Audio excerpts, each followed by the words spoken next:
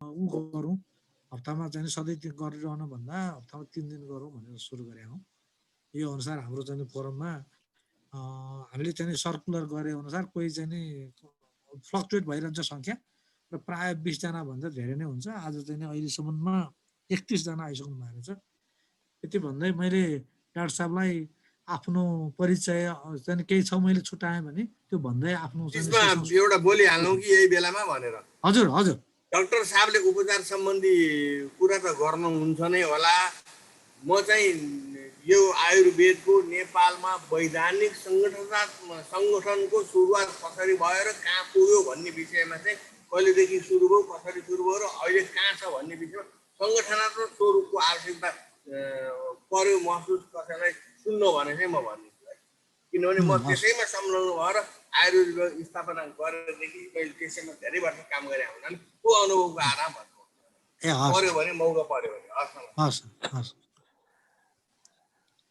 पहिला सबै मित्रहरूलाई सायङ्कालको अभिवादन। हजुर सायङ्कालको अभिवादन।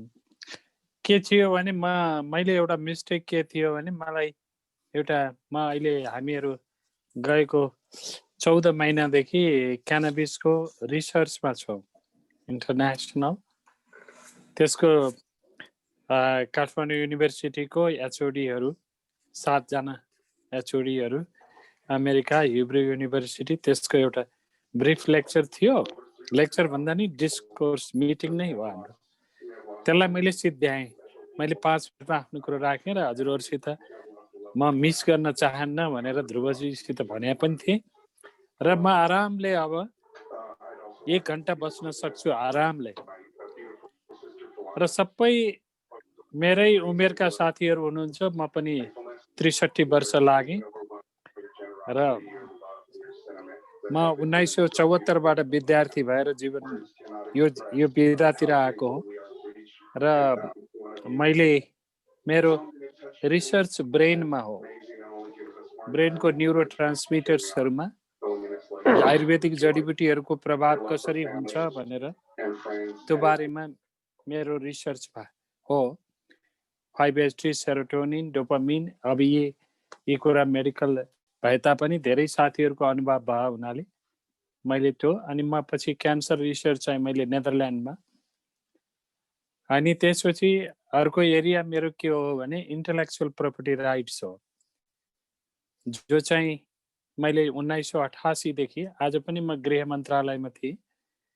इन्टेलेक्चुअल प्रपर्टी राइट्स र नार्कोटिक्सहरूको नेपालले के चिज गुमाउन सक्छ अब क्यानाबिसमा भन्ने कुरा थियो। अहिलेसम्म गुमाएका कुराहरू तमाम भए। अब यो पनि धेरै नबोलौँ। र मेरो 3वटा विशेषता, म क्लिनिसियन हो। क्लिनिसियनमा 30 वर्ष 27-28 वर्ष भयो अन्तर्राष्ट्रिय जगतमा जान थालेको।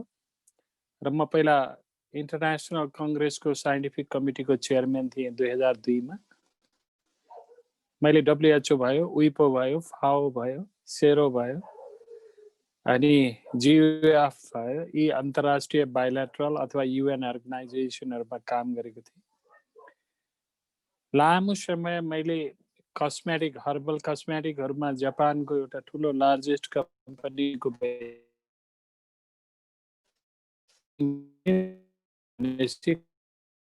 भएन, तब जाने आउने गरेँ। त्यसैले यी छोटा मेरा हुन्। र मैले अहिलेको कयौं वर्षदेखि द मोस्ट क्रिटिकल डिजिजेस, जो न्यू इमर्जिङ डिजिजहरू आएको छ, आइदर ड्यु टु इन्भेस्टिगेसनबाट अथवा नयाँ म्युटेटिक जिन्सहरू अथवा कन्जेटिभ एजेन्ट्सहरूले चाहिँ च्यालेन्ज ल्याउँदाखेरि अल दोज क्वेसन्स। र म कमसेकम मैले 100 भन्दा बढी युनिभर्सिटिजहरूमा वेस्टर्न मेडिकल युनिभर्सिटिजहरूमा लेक्चर दिएको छु। अहिले अस्ति मात्रै लगातार 7औं लेक्चर थियो बेजिङ युनिभर्सिटीमा। त्यसैले नेपाल कहाँनिर चुक्यो भनेर पनि म झगडा गर्थेँ। म प्रमाणहरू दिन्थेँ। अब ती चुकेका कुराहरू आजको विषय होइन। आजको विषयमा मेरो कुरा हो, वास्तवमा हामी के रहेछ त भनेर एकचोटि रिभ्यू छ। र हामीले के गर्न सक्छौँ त भन्ने कुराहरू हेरौँ भन्ने कुराहरू थियो। एकचोटि लास्ट इयर नेपाल कहाँ उपस्थित छ भनेर हेर्दाखेरि सत्ययुगमा जाँदाखेरि सत्ययुगका प्रमाणहरू पनि हेरेको थिएँ र म तोयानाथको पात्रलाई साह्रै नै पहिलो पेजलाई असाध्यै सम्मान साथ हेर्छु, जसको पृथ्वीको सृष्टि तो गताब्दा भनेर ज्योतिष अनुसार भनिएको छ। त्यसको 1 अरब 92 करोड यति आउँछ, सृष्टि तो गताब्दामा यो आउँछ। त्यसैले ती हामी उस समृद्धशाली सभ्यताका मान्छे हौँ। त्यसैले सबैलाई गौरव रहन र आत्मसम्मान साथ रहनका लागि पहिलो म आग्रह गर्छु।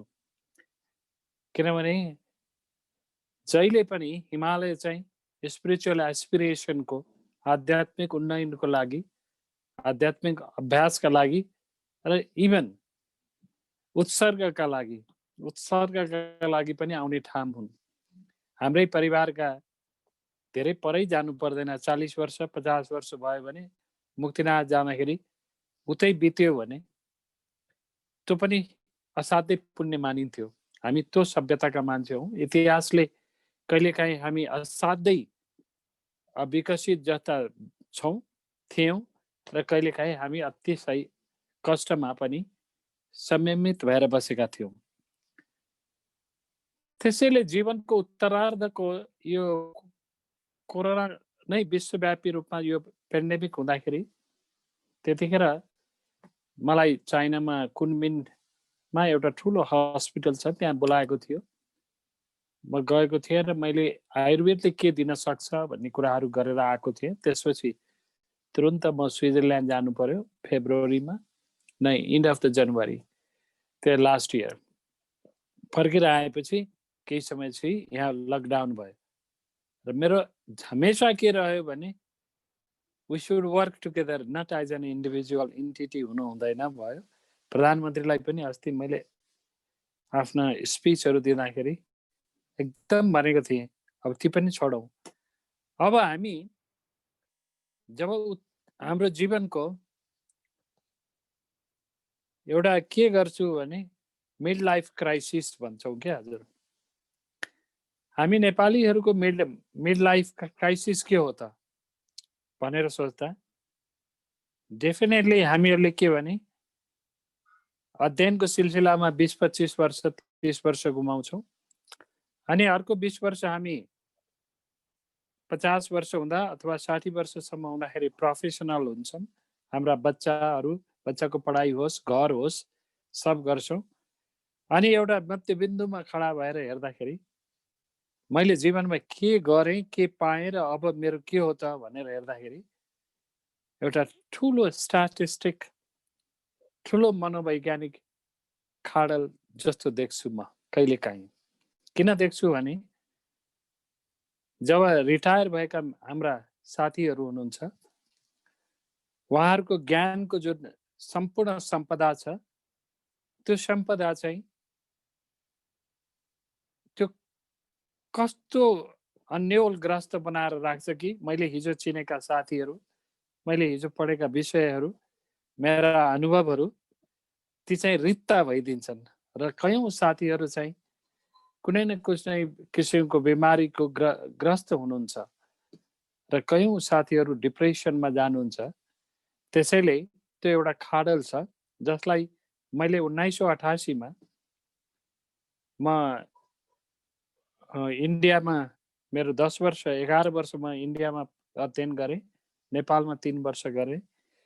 त्यसपछि हामीले एउटा के गरेका थियौँ भने म विवेकानन्द केन्द्रको नर्दन जोनको सेक्रेटरी थिएँ, जोइन्ट सेक्रेटरी थिएँ। त्यतिखेर हामीले एउटा हास्य क्लब खोलेका थियौँ।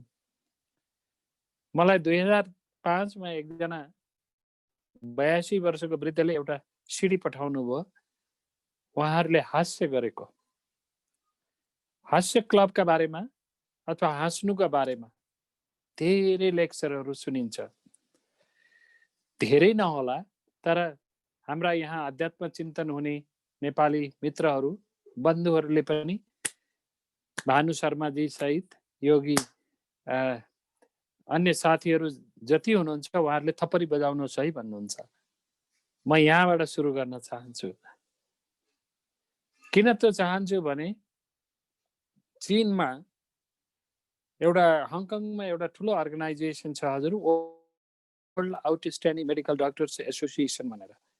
त्यसमा चाहिँ 25 वर्षदेखि लिएर सामान्यतया यङ एजका धेरै छैनन्, 80 वर्षसम्मका डाक्टरहरू भेला हुन्छन् हजुर। त्यो डाक्टर मात्रै होइन हजुर, त्यसमा ट्रेडिसनल हिलरहरू सबै भेला हुन्छन् हजुर। तिनीहरू भेला भएपछि एकैछिन है त हजुर,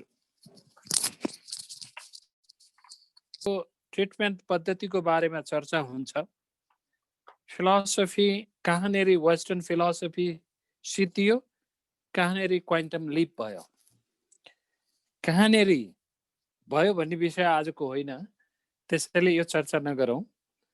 तर के थियो भने एउटा इस्टाब्लिस्ड थेरापी के छ भने जब हामी यसो गर्छौँ अथवा यस्तो गर्छौँ अथवा कहीँ हामी हान्छौँ त त्यहाँ डाक्टरहरूले र ट्रेडिसनल हिलर जसले पुस्तादेखि गरेर आएका थिए उनीहरूले बेजिङमा डेमोन्स्ट्रेट गरेको देख्दा के छ भने हामीले हाम्रो शरीरका सबै भागमा थप्पडी गर्यौँ भने 5 वटा कुरा हुन्छ हजुर। 5 वटा कुराहरू के हुन्छ त भन्दा तपाईँ हामीले बुझ्ने भाषामा भन्यो भने इट इम्प्रुभ्स द सर्कुलेसन बढ्छ। ओल्ड एजको सबभन्दा ठुलो समस्या भनेको सर्कुलेसन। त्यो ब्रेनको सर्कुलेसनदेखि एट्रोफी अफ द माइन्ड देखि लिएर जोइन्टको सर्कुलेसनदेखि लिएर अनि सबै शरीरको सर्कुलेसन, इभन रेनल सर्कुलेसन, सबै सर्कुलेसनहरूमा गजबको इफेक्ट। यदि हामीले हाम्रा पूर्वजहरूको कुरा हेऱ्यो भने बिहान नुहाएपछि अथवा यस्तो गरी चलनहरू चाहिँ पुराना थिए, तर त्यहाँ पादाई भनेर एउटाले थेरापीहरूको बारेमा डेमोन्स्ट्रेट गर्दाखेरि यसरी हान्दै जाने पछाडिपट्टि अथवा हातमा यसरी त्यो गरिसकेपछि सर्कुलेसन बढ्यो। सर्कुलेसन भने के हो त त्यो हजुरहरूलाई भन्नु परेन। दोस्रो कुरा के हुन्छ भने हामी अटो इम्युनको कुरा गरेका छौँ, अटो इम्युनिटीका कुरा गरेका छौँ पेन्डेमिकमा। अटो इम्युन भनेको how to deal with the circulation and the pain phenomenon भनेर त्यहाँनिर इम्युन बढ्यो। सर्कुलेसनमा 3वटा फिनोमिनन हुन्छ हजुर। एउटा supply of the circulation, returning back of the circulation, अर्को इम्युन भनेको लिम्फेटिक सिन। यो 3वटा कुरा इम्प्रुभ हुने भयो। त्यसैले मित्रहरू सबैलाई म आग्रह के गर्छु भने आफूलाई सहज हुने गरेर हरेक अङ्गहरूमा हामीले 5 मिनटदेखि 2 मिनटदेखि लिएर 25 मिनटसम्म गरौँ, केही बिग्रिँदैन। त्यसले के गर्छ भने इभन यहाँ पनि गरौँ, it improves the circulation of the. अनि त्यसै त्यो चिज चाहिँ हजुरहरू जिल्ला पढ्नुहुन्छ बीबीसीको स्टडीमा के छ भने संसारमा सबभन्दा लामो आयु भएका मान्छेहरू कजाकिस्तान, मासमा हेर्दा इन्डिभिजुअलमा होइन। तिनीहरू बिहान उठेपछि हाम्रो फर्सीको जालो हुन्छ नि हजुर, फर्सीको जालो जस्तोले रगड्छन् सबै स्किनलाई रगडेर अनि के हुन्छ भने त्यसले चाहिँ स्किन के हो हजुर हामीलाई अनौठा लाग्छ। आँखाको बारेमा हामी जान्छौँ, हामी विद्वान छौँ, भन्न मतलब हामी अनुभवी छौँ जिब्रोको बारेमा, श्वासको बारेमा, शब्दको बारेमा। तर स्किनलाई हामी ज्ञानेन्द्रिय भन्न सक्दैनौँ किनभने हामीले त्यसलाई सम्मान दिएका छैनौँ। Skin is the largest organ of the sensory organ छ क्या हजुर। अब त्यो सेन्सोरी अर्गनले इन्फर्मेसनहरू क्यारी गर्छ। त्यसैले मेरो सेन्टरमा सबभन्दा पहिलो के हो भने awakening of the self healing process through love. प्रेम नै सबभन्दा ठुलो कुरा हो भनेर दोस्रो कुरा बताउँछु। छालामा मसल्समा प्रेमपूर्वक, अब यहाँ चाहिँ हजुरहरूलाई मका आउनुहोस् भन्न खोजेको होइन।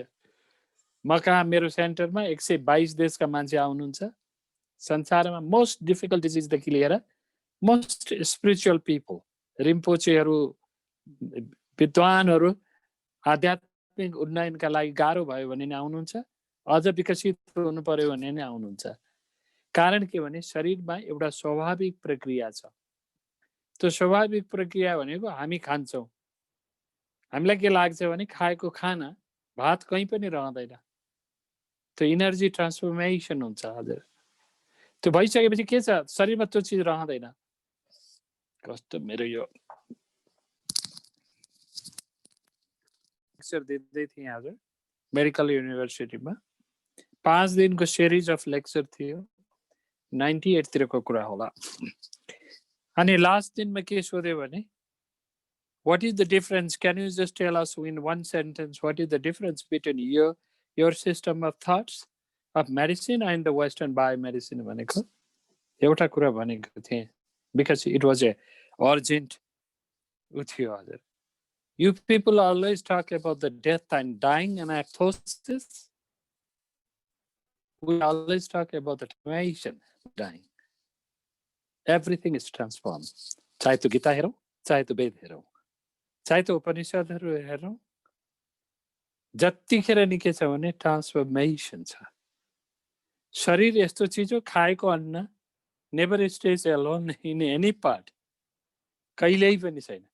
त्यो खाएको अन्न मात्रै होइन, हेरेको विषय पनि, सुनेको शब्द पनि, यो सबै ट्रान्सफर्म गर्छ हजुर। यो ट्रान्सफर्मको सिलसिला कस्तो हुन्छ भने one state to another state. That's why we never die भन्ने हुन्छ नि हजुर।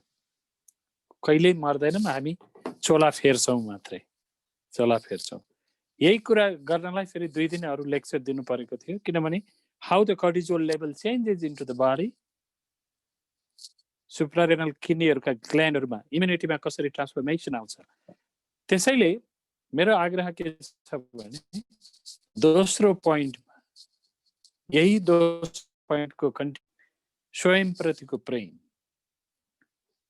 स्वयं प्रतिको प्रेमले चाहे त्यो आध्यात्मसम्म, म चाहिँ आध्यात्मभन्दा नि पर, मैले करिब 15वटा भन्दा बढी लेक्चर दिएको छु बियोन्ड माइन्ड भनेर। अनि त्यो आध्यात्मभन्दा पर जब त्यो प्रेममा भाव आउँछ आफूप्रति, म पहिलो चाहिँ आफूप्रति भन्छु, किनभने हामीले अरूलाई प्रेम देखाउन जानेन तर आफूले आफूलाई देखाउन जानेनन्। त्यहाँनेरि के गर्यौँ भने अब मिड लाइफ आयो, मिड लाइफ क्राइसिसमा हामी केमा झुन्डियौँ भने हामीले यसलाई चाहिँ सिफ्ट गर्न जानेनौँ। अब बुढौली आयो, हाम्रो छाला चाउरी पर्यो, हेरिसियोस् त we never love our body. कहिल्यै पनि हामीले त्यसलाई न हाम्रो थट्सलाई बियोन्ड थट्सलाई हजुर। त्यसैले प्रेम भावले सबभन्दा ठुलो वर्कसप मैले गरेको भनेको पेरिसमा हजुर। 5 दिनसम्म करिब 150 जना मान्छेहरूलाई राखेर what we have to do in while we are loving oneself भनेर ट्रेनिङ दिए थिए। गर्ने बोल्ने होइन हजुर। हाउ द ट्रान्सफर्म, अहिले मैले बनाएको सेन्टरमा जापान टोकियोमा 17 वर्षसम्म रिसर्च गरेको कुरा यहाँ ल्याएको छु। त्यो के छ भने हजुर जङ्गलमा हिँड्ने, जङ्गलमा हिँडिसकेपछि हिँड्नुभन्दा पहिला पिसाब जाँच्ने, तनावको स्थिति के छ भनेर हेर्ने, त्यो सजिलो भयो हुनाले ब्लडमा अहिले नहेर्ने। अनि हिँडिसकेपछि 3 दिनपछि हेर्दा क्यान्सर किलर सेल्सहरूको इज भेरी भेरी हाई। यो 17 वर्षको स्टडी हो। त्यसै गरेर प्रेम भावले शरीरमा तमाम चेन्ज गर्छ। अब म एउटा उदाहरण दिन्छु हजुरहरूलाई। केटकेटीको सङ्गीत अथवा हामीकाले विविध भारतीका सङ्गीतहरू सुनौँ, हाम्रो एजकाले नारायण गोपाल सुनौँ, अथवा यी सबै गीतहरूले किन आनन्दित आउँछ त? झ्याउरे सुन्दाखेरि किन आनन्द हुन्छ त भन्दा शरीरको केमिस्ट्री जुन छ नि हजुर, त्यहाँनेरि सङ्गीतीय धुनहरूले तरङ्ग दिन्छ, त्यसलाई एक्स्ट्रा सेलुलर म्याट्रिक्स भन्छ। त्यसका आधारमा प्रेम ट्रान्सफर हुन्छ। तपाईँ हामीले कुनै पनि प्रकारको छालाको रोग हुन्छ नि हजुर, त्यसलाई प्रेमपूर्वक एकाग्र भएर त्यसलाई छुने, त्यसै गरेर घुँडाको दुखाइमा डिजेनेरेटिभ हुन सक्छ, इन्फ्लामेटरी हुन सक्छ। म यहाँ प्रेमकै मात्रै कुरा गरेको के हो भने यसमा फेनोरोमोन्स हुन्छ, हर्मोन हुन्छ हजुर, ट्रान्सफर गर्छ। त्यो हर्मोन ट्रान्सफर गर्ने बित्तिकै इन्डोर्फिनहरू, क्यानाबिनोइड्सहरू शरीरका तमाम हाइपोथ्यालामसको प्याटर्न नै चेन्ज हुन्छ हजुर। त्यसैले भोलिदेखि हजुरहरूले जति प्रेम गर्नुभएको छ त्यसलाई डब्ल्याइदिनु होला, यति भए पुग्छ। स्टिमुलेसन त्यो विभिन्न तरिकाले गर्न सकिन्छ, थपथप्याउने कुरो, थप्पडी मार्ने। तर प्रेमका पनि असाध्यै धेरै तरिकाहरू छन्। घरमा श्रीमतीसित श्रीमान अथवा श्रीमानसित श्रीमती सानो सानो कुरामा अचम्मको तनाव त भन्दैन, अचम्मको असजिलो महसुस हुन्छ। त्यो असजिलो महसुसलाई हामीले के हुन्छ यो सहन सक्ने क्षमताको अभाव भन्छौँ।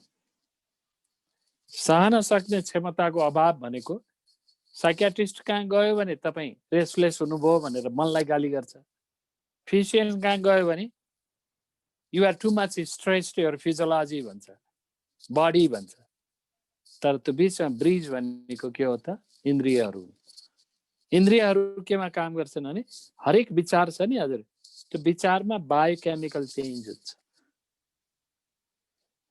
भएको घटनालाई बुद्धको एउटा उपदेश भन्छु मैले धेरै मान्छेहरूलाई भन्छु, र म कहिलेकाहीँ आध्यात्मिक ट्रमा, स्पिरिचुअल ट्रमा हुन्छ नि हजुर, त्यसमा धेरै मान्छेहरूलाई कुरा गर्छु।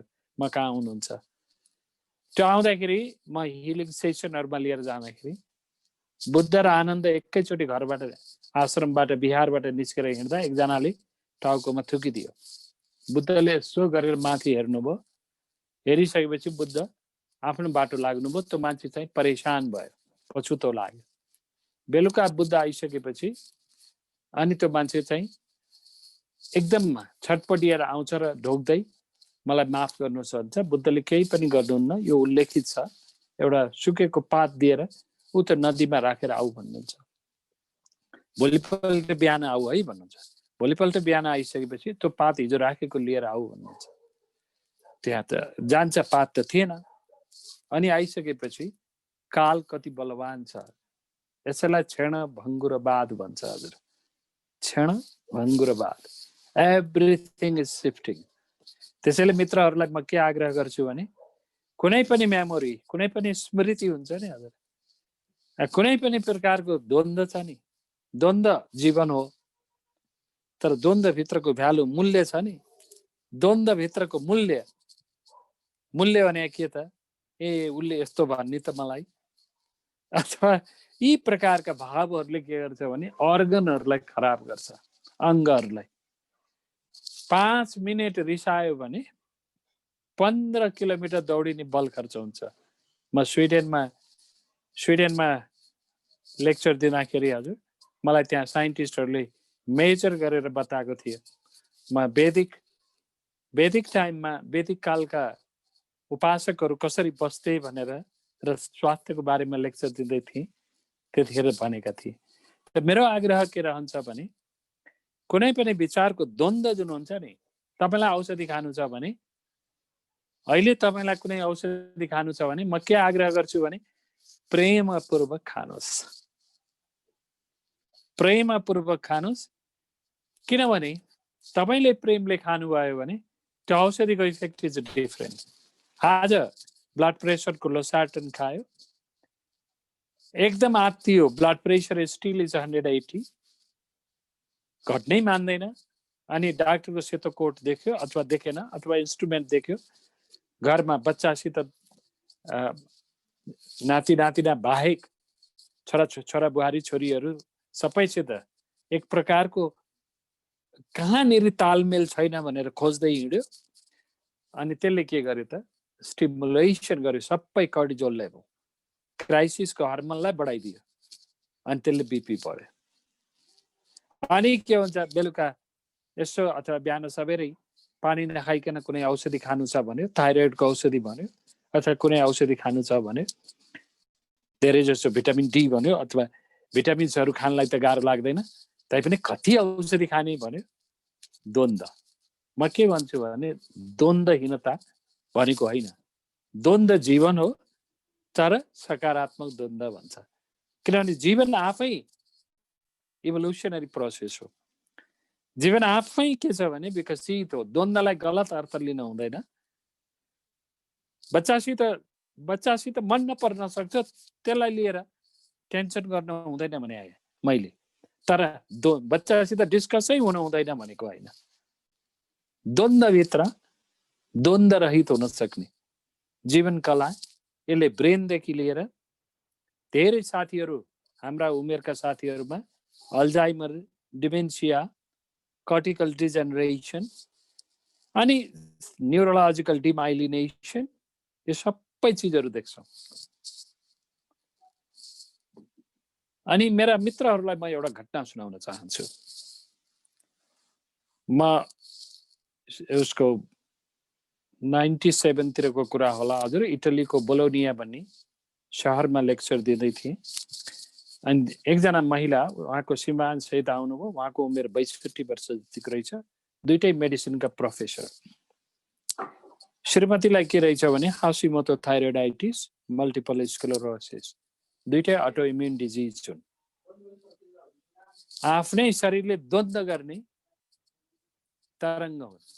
अनि त्यसपछि त्यो लेक्चर दिइसकेपछि उहाँहरूले भेट्न खोज्नुभयो र सबै संसारमा त्यतिखेर एभाइलेबल सबै डायग्नोस्टिक टुलहरू बनाइसक्नुभयो। उहाँहरूले मलाई 2 दिन घरमा बोलाउनु भयो। म गएर बसेँ। एउटै कारण भेटेको थिएँ हजुर, त्यो थियो स्वप्नमा चिच्याएर उठ्नु, बिउजिने घटना। उहाँ पर्सियन कन्ट्रीको हुनुहुँदो रहेछ।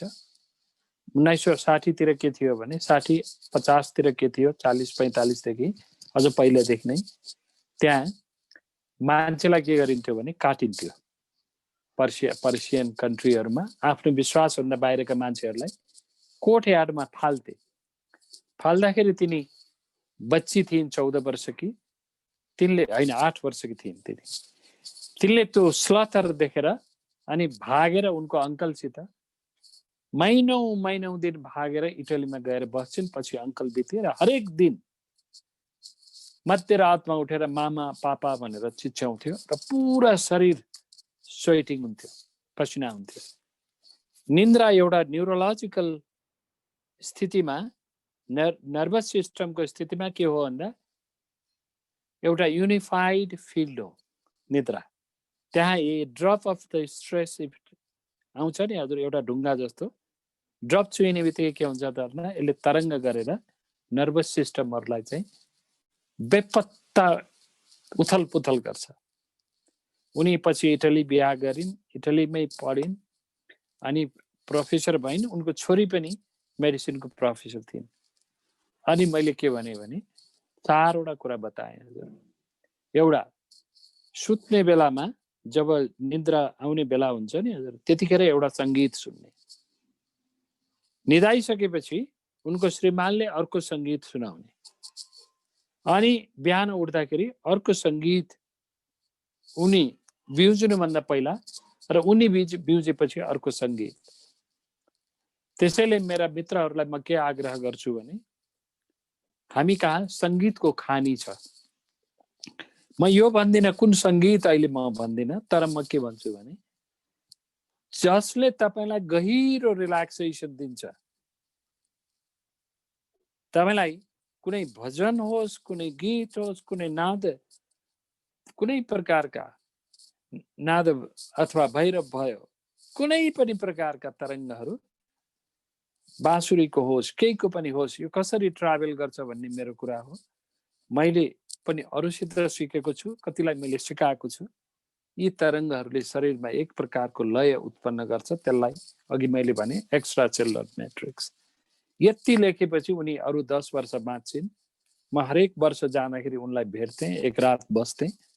अनि मैले केही घरमा उपलब्ध मसलाहरूको खान भने र उनले भन्थिन् I am dying with peace. No stress, no more stress about my parents, neither with the mom and not with papa. Thank you for this gold for my life. What has changed it? Also, husband, when he passed away at the age of 84, उसले यस्तो राम्रो किताब लेखेको छ हजुर कि the experiences of journey of my life to understand me भनेर लेखेको छ। त्यहाँ उसले एउटा च्याप्टर दिनुहोस्। त्यसै गरेर म्यारिलोन युनिभर्सिटीबाट एउटा किताब निस्केको छ जहाँ 32 पेज यो इन्द्रियहरूको बारेमा मैले लेक्चर दिएका कुराहरू नोट गरेको छ। मेरो आग्रह के रहन्छ भने मित्रहरू, यो ज्ञान र किनभने जीवन जुन छ यो नित्यको छ, सधैँ चलिराख्छ र सधैँ चलिराख्ने भने दौडिने मात्रै होइन, परिवर्तनगामी छ।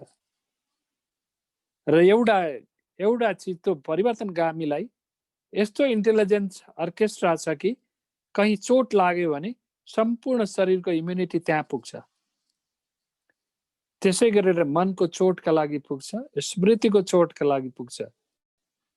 मित्रहरूले एकचोटि योग दर्शन, पातञ्जलि योग दर्शनलाई एकचोटि पल्टाएर हेर्नुभयो भने चित्त वृत्ति, क्लेशा अक्लेशा सबै सिक्वेन्सियल एक्सप्लेनेसन छ त्यहाँ।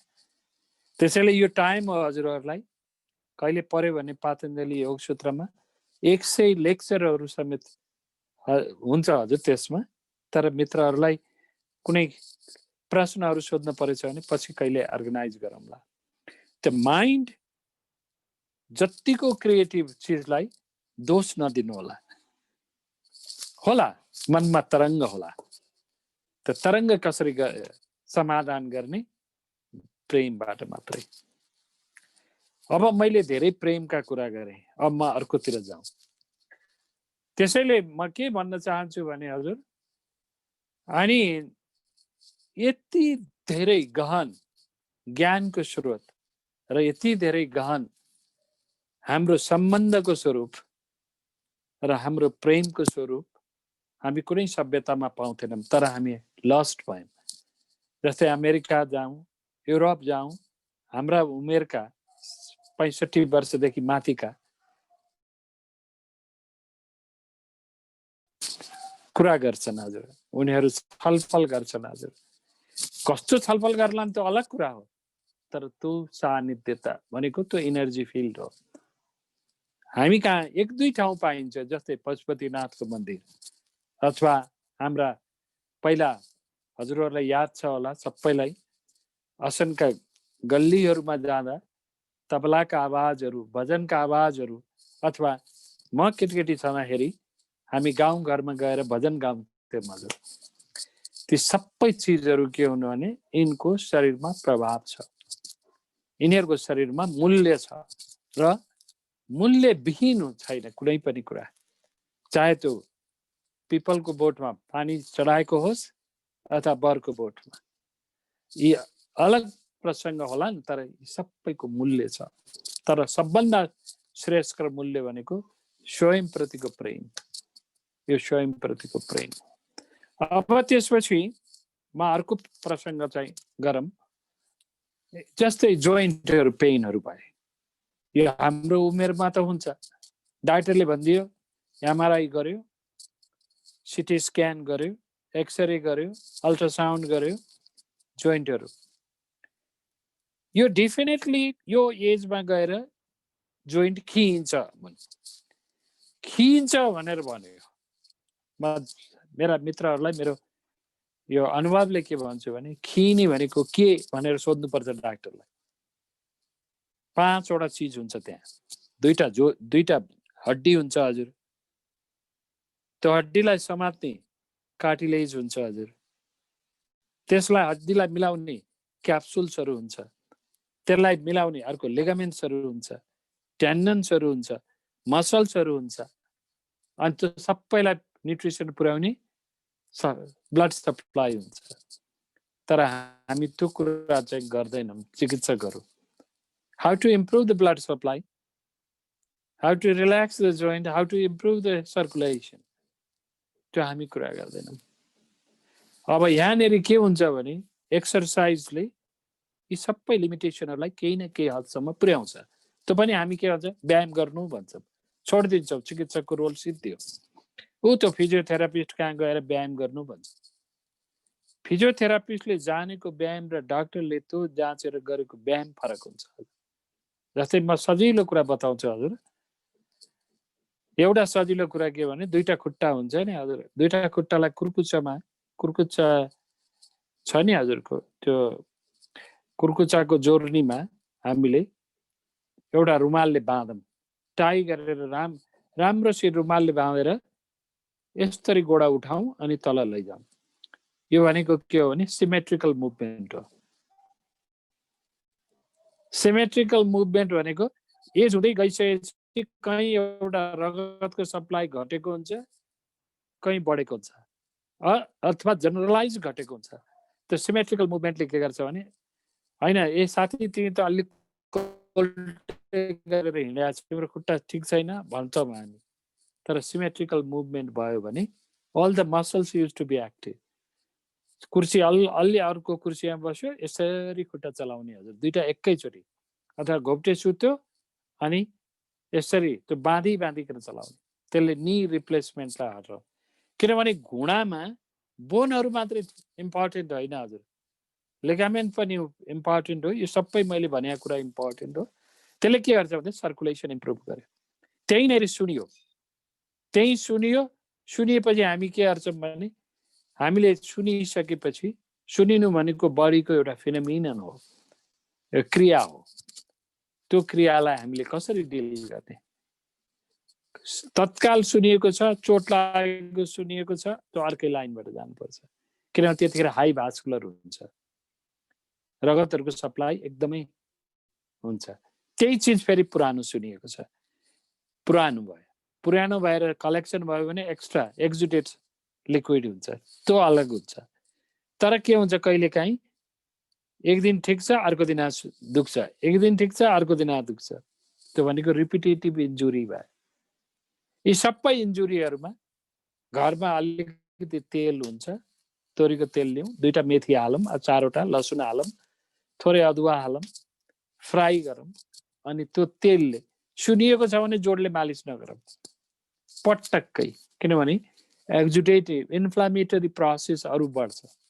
तर आरामले 2टा हातले त्यो तेल लगाएर सेकम तातोले कुनै पनि जोर्नीमा, त्यो प्लान्टर फेसियाइटिसदेखि सर्भाइकल स्पोन्डिलाइटिससम्म, पैतालाका जोर्नीहरूदेखि यहाँसम्मको जोर्नीमा, यो सबैमा मद्दत गर्छ। त्यसले त्यो मद्दत गर्ने हुनाले जेरियाट्रिक हेल्थ भन्छ नि हजुर, त्यसमा त्यो इम्पोर्टेन्ट हो। यसरी हामीले हरेक जोर्नीहरूलाई त्यसरी टेक केयर गर्नुपर्छ। के हुन्छ भने जस्तै तिम्रो ढाड खिया छ भन्यो, बडा इजी आन्सर डाक्टरहरू हामीहरू दिन्छौँ। तर त्यो खिएको भनेको 100% खिया होइन बन्धु, ल्याङ्ग्वेजको डिफरेन्स हो। 100% खिया होइन, कुनै पनि डिजिजमा 100% खिएको होइन, त्यो नेक्रोटिक होइन अथवा ब्रेक होइन। पोसिबिलिटी अलवेज इज देयर, त्यहाँ सम्भावना जहिले पनि रहन्छ।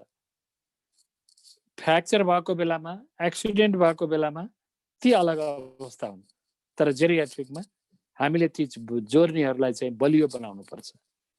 बलियो बनाउने भनेको सर्कुलेसन इम्प्रुभ गर्ने।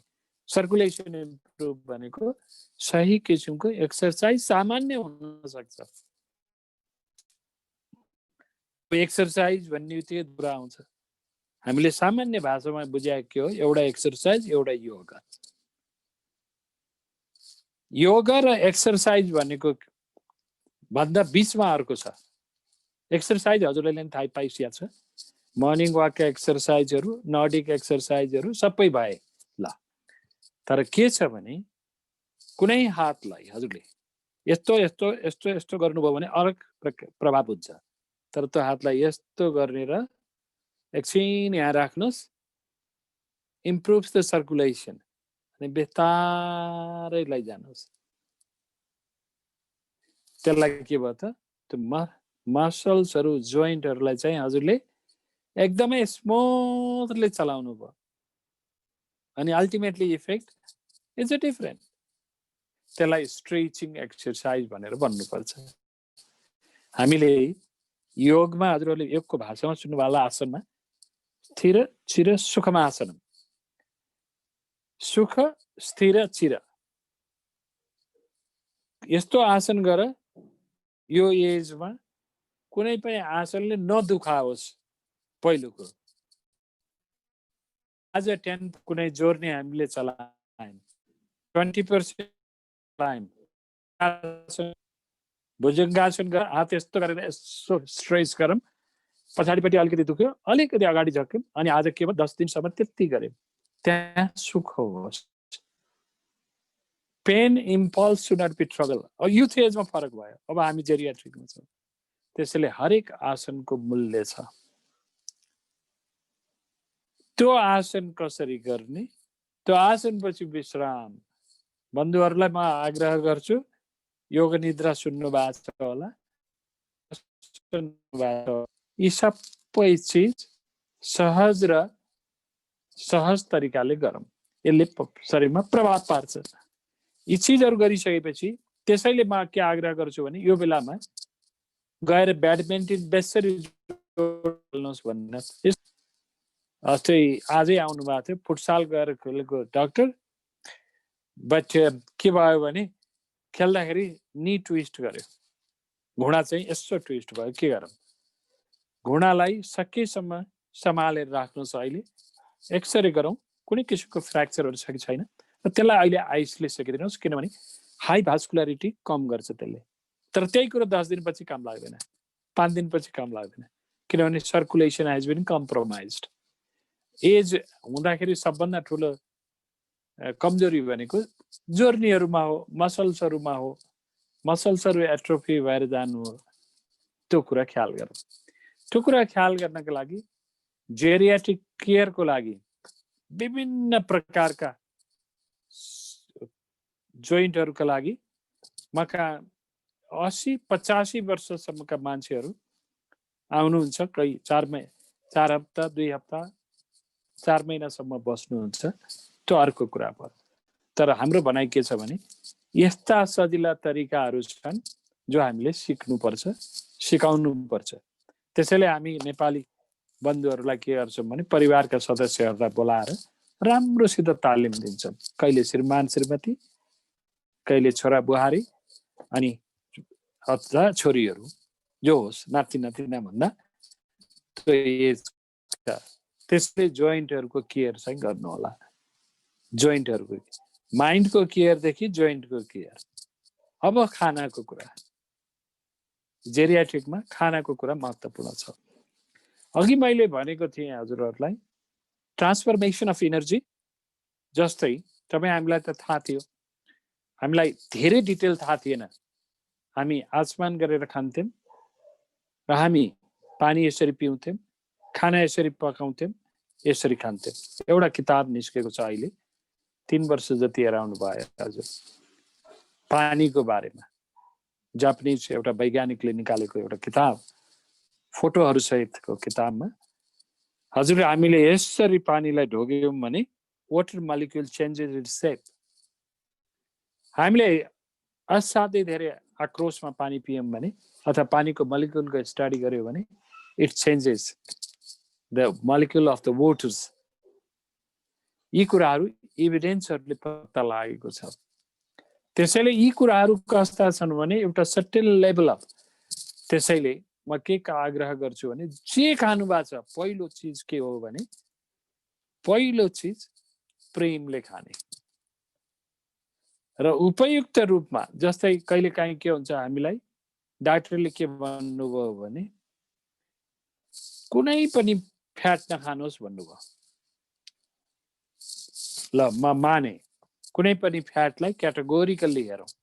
तपाईँ हामी यो उमेरमा मासु धेरै, तर सधैँ खाइराखेको थोरै 1 चम्चा घिउ, 1 ग्लास दुध, यसै हामी मन पराउँछौँ डाक्टरले भन्दा। त म आग्रह के गर्छु भने त्यही दुध कुन स्रोतबाट आएको हो, न्युजिल्यान्डको पाउडरले बनाए हो कि अर्को चिजले बनाए हो त्यो कुरा आजको छलफल नहोला। सप्लिमेन्टहरू छ, तर त्यही कुरा फेरि भेगानका लागि अलग कुरा होला, त्यो त्यतिखेर कुरा गरौँला। अनि मेरो आग्रह यहाँ के रहन्छ भने ब्रेनको लागि पनि फ्याट चाहिन्छ। संसारमा सबभन्दा हाइएस्ट इन्टेलिजेन्स ब्रेनको हेल्थमा सबभन्दा धेरै राम्रा भनेको स्विसहरू, त्यो हेल्थको जुइजहरू, यहुदीहरू।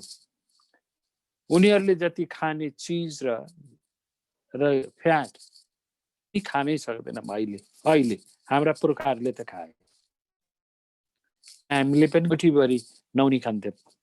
त मेरो आग्रह के छ भने ब्रेनका लागि मात्रै नभएर अन्य चिजका लागि पनि फ्याटको जरुरत हुन्छ। तर त्यही फ्याट डाइजेस्ट भएन भने के हुन्छ त भन्दा कोलेस्टेरोलमा चेन्ज हुन्छ। त्यही फ्याट विभिन्न प्रकारको सेपोनिफाई गर्छन् यिनीहरूले, अथवा लिभरको मेटाबोलिजम ठिक छैन भने त्यसले बिगार्यो। त्यही फ्याट पेटमा लाइपोटक्सिसिटी बनेर आउँछ। लाइपोटक्सिन भनेको लिपिडको मलिक्युल अटोटक्सिन बनेर आउँछ। पेट ठिक छैन भने अन्त बिग्रियो।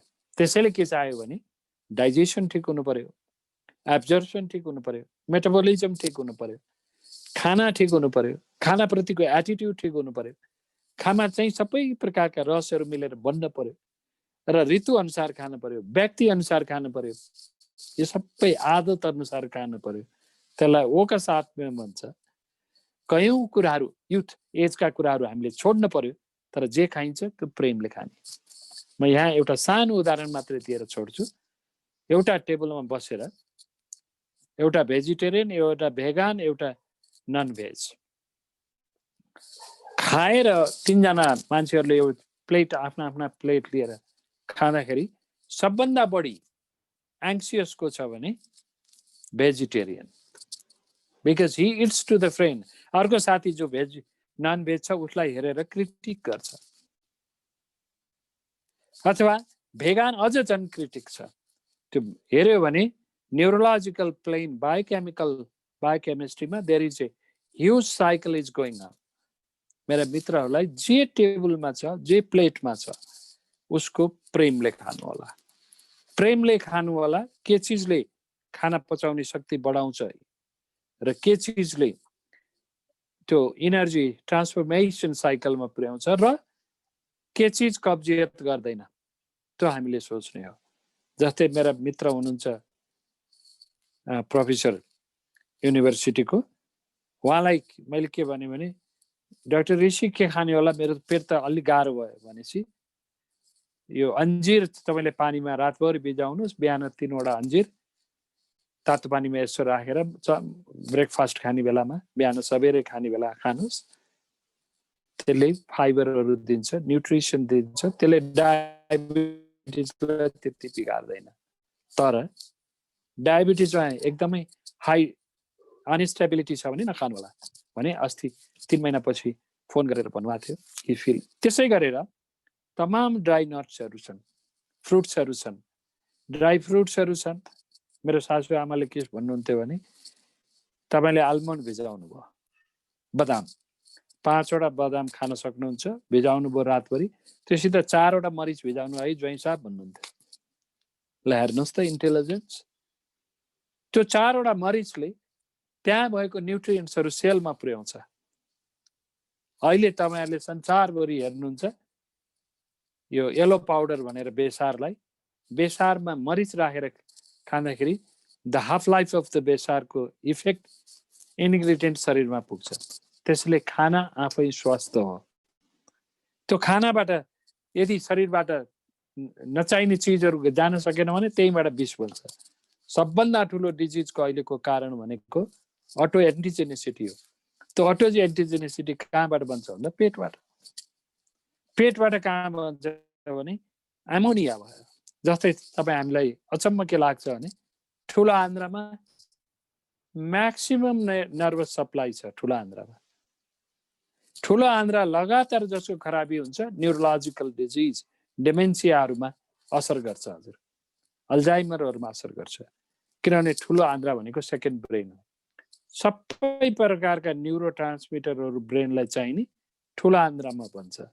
त्यसैले अहिले अमेरिका कपाल अफ देशहरूमा के गर्छ भने हेल्दी लोग्ने मान्छे लोग्ने होइन, हेल्दी मान्छेको दिशा लिएर त्यसलाई घोलेर अनि बिरामी मान्छेको पेटमा हालिदिन्छ हजुर, त्यो कलानिक न्युट्रिएन्टहरू।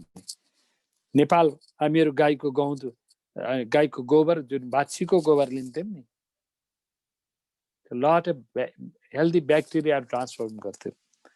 त्यसैको आधारमा के हुन्छ भने त्यहाँ डिफेक्ट भयो भने पार्किन्सन्स हुन्छ, न्युरोलोजिकल ट्रेमर हुन्छ, सही गर्न गाह्रो हुन्छ। आज मात्रै अस्ट्रियामा मैले के पठाएको थिएँ भने यो काउचोको बिउ काउचो तपाईँ हामी सबैलाई धेरै थाहा छ। It is very effective for Parkinson's or tremors. मेरो आग्रह के रहन्छ भने यी चिजहरूमा पछि कहिल्यै कुनै डिजिजमा पर्यो भने कुरा गरौँ। त खानाको बारेमा यी महत्त्वपूर्ण आयाम हुन्। पाककलाका बारेमा आहार विशेषायतन भन्छ, 18 प्रकारको छ। आहार संस्कार भन्छ, आहारको अग्निहरू भन्छ। त्यो अग्नि भनेको पेटको अग्नि मात्रै होइन, कोशिकाहरूको अग्नि, सेल्सहरूको अग्नि। How metabolize, how transform happens, how energy transformation happens. It's very very very much myth जस्तो लाग्छ हजुर। एउटा मैले देखेको कुरा जुन छ त्यो मैले ज्ञानको लेभलमा पुग्दाखेरि 10औं प्रकारका चाहिँ ट्रान्सफर्मेसन प्रोसेस हुन्छ। एउटा आँखाको लागि 27 प्रकारका सेन्टरहरू छ ब्रेनमा, त्यसको डिकोडिङ, अनि it डिकोड्स through the chemical process. त्यसैले हरेक विचारले रासायनिक परिवर्तन गरेको हुन्छ, हरेक चिजले। त्यो विचार भने माइन्डको मात्रै होइन। त्यसैले आयुर्वेदमा के भन्छ भने हामीले प्रज्ञा भनेर भनेको छ, काल भनेर भनेको छ, असात्मिन्द्रियार्थ संयोग भनेको छ हजुर। यी तीनवटा जीवनका प्रक्रियामा चाहिने कुरा हुन्। यिनै चिजमा कहिलेकाहीँ बढी, कहिलेकाहीँ घटी, कहिलेकाहीँ यस्तो असन्तुलन भयो भने त्यसले के गर्छ भन्दा व्याधिको उत्पन्न गर्न सक्छ भनेको छ। त्यसैले हरेक स्टेपमा आज टाउको दुख्यो, ल एउटा उदाहरण लिउँ, टाउको दुख्यो, त्यो दुख्न सक्छ। सामान्य टाउको दुख्दा पछाडिपट्टिको मसलहरू टाइट हुन सक्छ। यहाँको यो के बङ्गाराको हुन्छ नि हजुर, त्यसलाई टिएम सिन्ड्रोम भन्छ। यहाँनिरको जोइन्ट टाइट हुन सक्छ अनि यहाँनिरको मसलहरू टाइट हुन सक्छ। यहाँ कहिल्यै थाहा नपाउने गरेर स्काल्पको मसलहरू टाइट हुन सक्छ, एकदम टाइट हुन सक्छ। टाइट हुनु भनेको कम्प्रोमाइज अफ सर्कुलेसन, रगतको सप्लाई भएन। सप्लाई भनेको मात्रै होइन, रगत रिटर्न पनि भएन, अनि त्यो भएन भने लिम्फेटिक रिटर्न पनि भएन। अनि यी चिजहरूले भयो भने यदि श्रीमतीलाई भयो भने श्रीमानले, श्रीमानलाई भयो भने श्रीमतीले काखमा टाउको राखेर सुमसुम्याइदियो भने पनि रिलिफ भयो। गहिरो निद्रा भयो भने नि रिलिफ भयो। अथवा राम्रा थेरापिस्टहरूले गरिदियो भने नि भयो। आयुर्वेदमा एउटा शिरोधारा आउँछ हजुर, तेस्रो नेत्रमा पुरा विश्रान्ति दिइसकेपछि अथवा अर्को कोठा गएर योग निद्रामा सुत्यो, त्यसले फरक हुन्छ। उपाय यिनै हुन्। यिनै उपायहरूको भिन्न भिन्न आयामबाट हेर्दा त्यो हुन्छ। हुनसक्छ कहिलेकाहीँ टाउको दुख्नुका पछाडि ट्युमरहरू हुनसक्छ। एउटा पाभलोभको रिसर्चको एउटा प्रसङ्ग गर्छु। साङ्लोलाई पाभलोभ रसियन साइन्टिस्टहरू, रसायन साइन्टिस्टहरूको चाहिँ एउटा किताब रमाइलो छ पढ्न, कहिले पाइस्यो भने पढिस्यो होला, psychic discoveries behind the Iron Curtain भनेर। बिहाइन्ड द आइरन कर्टिन भनेर साइन्टिस्टहरूले, अमेरिकन साइन्टिस्टहरूले रसियन फेडरेसन छँदाखेरि गरेका रिसर्चहरूको, फिल्ड रिसर्च सोसल साइन्टिस्टहरूले गरेको। त्यसैले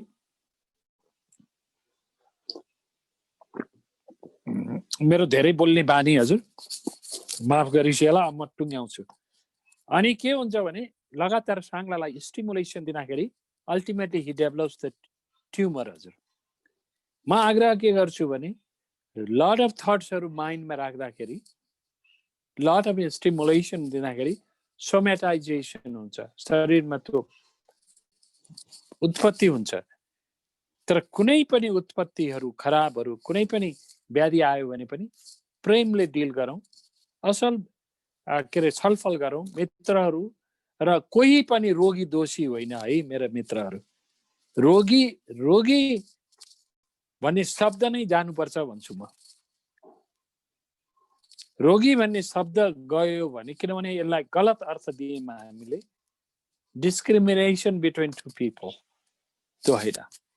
त्यसैले पाभलोभका रिसर्चहरूदेखि अहिले पछिल्लो किताब पढेको थिएँ 6 महिना जति भयो, इमोर्टल अमर्त्य गुरुहरू भन्ने एउटा अमेरिकनले लेखेको एउटा किताब छ, इमोर्टल सोल भनेर। त्यसले हजारौं वर्षदेखि बाँचेका मान्छेहरू यही हिमवत् खण्डमा उसले फिल्डमा गएर हेरेर लेखेको छ।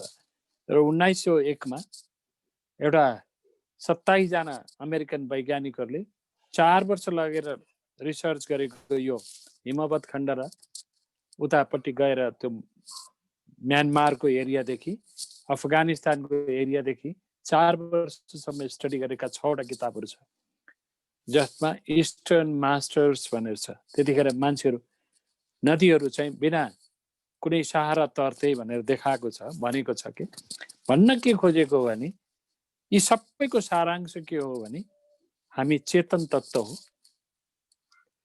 हाम्रो चेतन तत्त्वलाई आफ्नो चेतन तत्त्व जुन छ त्यो विश्वव्यापी चेतन तत्त्वबाट आएर बसेको हो। यसभित्रको सन्तुलन भनेको मेरो प्रज्ञा हो, मेरो मन र भावना हो, र मेरा इन्द्रियहरूका अर्थ हुन्। र यसभित्र मेरो जीवनशैली हो। त्यो जीवनशैली चाहिँ निरन्तर चलिरहन्छ। त्यो चलिरहने शैलीभित्र चलायमान सन्तुलन चाहिन्छ। त्यो चलायमान सन्तुलन जुन हुन्छ यसले चाहिँ बिल्कुल फरक संरचना दिन्छ। त्यसैले मैले मेरो नयाँ सेन्टरको नाम पनि भित्रपट्टि के राखेको छ भने अवेकेनिङ अफ सेल्फ हिलिङ प्रोसेस भनेको छ। अब अहिले भर्खरै मात्रै चाइनाको वैज्ञानिकहरूको एउटा समूह छ, क्लस्टरहरू।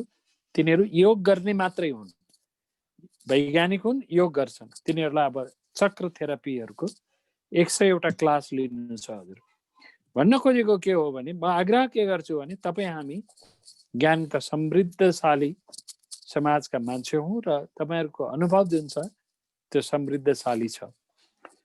भान्सा समृद्धशाली छ, तुलसीदेखि सम्पूर्ण जडीबुटीहरू समृद्धशाली छन्। त्यत्तिकै नयाँ विधाका विद्वानहरू पनि छन्। यी सबैसित प्रेमले बसौँ। यो प्रेम परिवारभित्र पनि होस् र परिवारहरूले पनि बुझुन्। यो सबैले बुझे भने यो सबै चिजले के गरिदिन्छ भने हजुर यसले एउटा सन्तुलन कायम गर्छ। मैले धेरै बोलेँ, म यहीँ टुङ्ग्याउँछु र हजुरहरूका केही प्रश्नहरू छन् भने म 13 मिनटसम्म हजुरहरूसित सँगै बस्न सक्छु। त्यसपछि म अर्को मिटिङमा जान्छु। मैले धेरै बोलेँ, क्षमा पाऊँ। र साथीहरूसित भेट भयो, धेरै खुसी लाग्यो।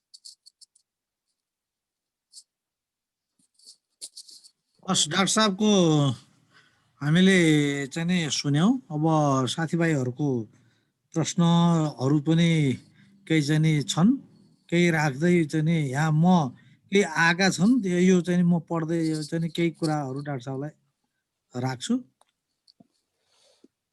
एउटा है म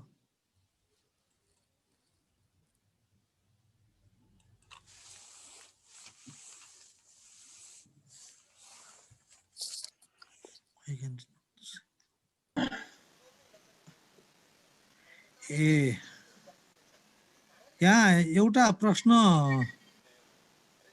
चाहिँ नि गर्नु चाहिँ नि भएको छ।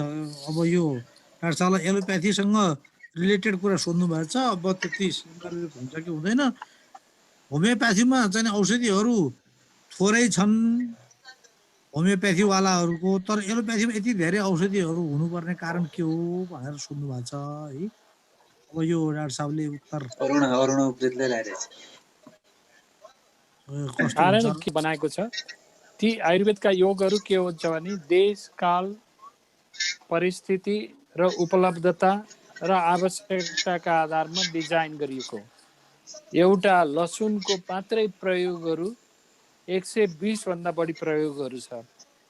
आयुर्वेदको तर्फको मैले कुरा राखेँ। होमियोपेथीको चाहिँ सिद्धान्त त होमियोपेथी भनेर आयुर्वेद र होमियोपेथी फरक हुन्। होमियोपेथी चाहिँ नर्मली जर्मन उसले विकास गरेका हुन् र त्यसमा चाहिँ रियाक्सनरी फिनोमिनन हुन्छ। लक्षण कसरी उत्पन्न हुन्छ त्यसका आधारमा इसेन्सियल कम्पोनेन्टहरूलाई चाहिँ त्यसलाई बिस्तारै त्यो गुणाधान गर्दै लगेर गरिने हो। र एलोपेथीमा यति धेरै औषधि के छन् भन्दा एलोपेथीमा पनि औषधि धेरै होइनन्, यी चाहिँ सबै ट्रेड नेम हुन् क्या हजुर।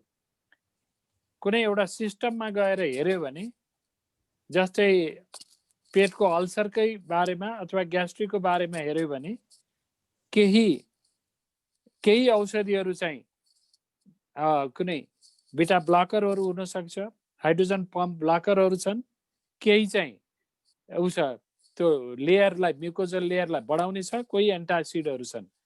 यसरी सरसर्ती हेर्दा एकदमै धेरै चाहिँ औषधि होइनन्, तर यिनीहरूको ट्रेड नेम यति धेरै भयो कि ट्रेड नेमले गर्दा हामीलाई धेरै जस्तो लाग्यो हो। औषधि जेनेरिक नेममा जाने हो भने धेरै छैन एलोपेथीमा पनि। र अर्को कारण के भयो भने एलोपेथीमा एउटै फरक के हो भने आयुर्वेद र एलोपेथीको हिसाबले हेऱ्यो भने एउटा नेचर ड्रिभन हो, प्राकृतिक। त्यसको जस्तै हजुर हामीलाई थाहा छ मर्फिन रिसेप्टर हुन्छ शरीरमा, त्यसै गरेर अहिले क्यानाबिनोइड रिसेप्टर पनि छ अहिले पत्ता लागेको। इन्डोर्फिनहरू छन्, यी शरीर र प्रकृतिसित मेल खान्छन्। त्यसैले कुनै नेचुरल प्राकृतिक चिज भयो भने त्यसको ल्याङ्ग्वेज अफ अन्डरस्ट्यान्डिङ भन्छ हजुर, त्यो मिल्छ। सिन्थेटिकहरू चाहिँ more react with the whole phenomenon हो। तर एलोपेथीका औषधिहरूको नि उपादेयता छ, प्रविधिको उपादेयता छ, तर चाहिने भन्दा कयौं गुणा हामी बढी प्रयोग गर्छौँ। र सबभन्दा दुर्भाग्य कहाँनिर छ भने औषधिहरूलाई छोडेर चाहिँ पेस्टिसाइडहरू, अर्गानोफस्फोरस पोइजन, यी कुराहरू चाहिँ बढी दोषयुक्त छन्। औषधिमा पनि अब अमेरिकाकै कुरा गर्ने हो भने इयाट्रोजेनिक भन्छ, त्यो औषधि खाएर हुने साइड इफेक्टहरूबाट हुने मृत्युको दर एकदमै हाई छ हजुर। कहिले तेस्रो कहिले चौथो पुग्छ। त्यसैले के छ भने औषधिका बारेमा यी सबै प्रकारका गुण अवगुणहरू छन्, यी सबै प्रकारका जीवन दायिनी पनि छन्, कहिलेकाहीँ जीवन हरण पनि गर्छन्। त्यसैले यिनका बारेमा अलगै चर्चा गर्न सकिन्छ।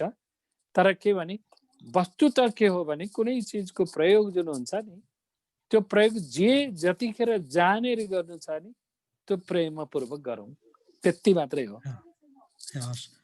डाक्टर साहबलाई अर्को एउटा डाक्टर अरुणा उप्रेती डाक्टर साहबले एउटा चाहिँ र म के आग्रह म एउटा आग्रह हजुर हजुर अब म के आग्रह गर्छु भने अब मेरो नयाँ सेन्टरमा हजुरहरूलाई एक दिन सबै मित्रहरूलाई यो कोरोना अलिक कम भएपछि लिएर एक दिन चाहिँ वहाँ गएर रमाउनु पर्छ है भन्छु है सबै मित्रहरूलाई। हस् डाक्टर साहबले धन्यवाद। हामीलाई थाहा पाऊँ, हामी चाहिँ नि यो भएपछि चाहिँ आउँछौँ। अनि अर्को ध्रुवजीलाई म कम्युनिकेट गरौँला। ए हस् सर।